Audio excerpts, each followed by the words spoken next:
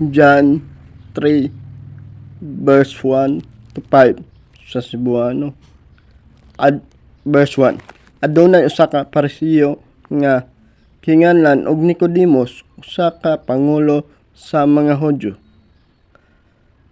Verse 2. Siya niadto kang Hesus sa gabi nga og miingon kaniya, Rabay, nahibal-an man nga ikaw usa ka magtutudlo nga gipadala sa Dios, kay walay tawo nga makahimo sa imo sa mga milagro nga imong gihimo gawas kun ang Dios anaa uban kaniya. Verse 3. Mitubag si Jesus sa pagkamatuod, sultihan ko ikaw, kung ang usa ka tawo dili mataw pag-usab, dili siya makakita sa gingharian sa Dios. Verse 4.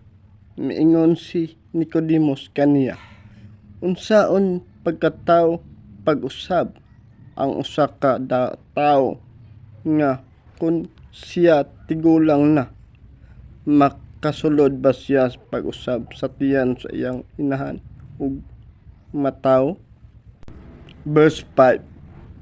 Mitubag si Jesus, sa pagkamatuod, sultian ko ikaw, kun usa ka tawo dili mataw sa tubig ug sa espiritu, dili siya makasulod sa gingharian sa Dios.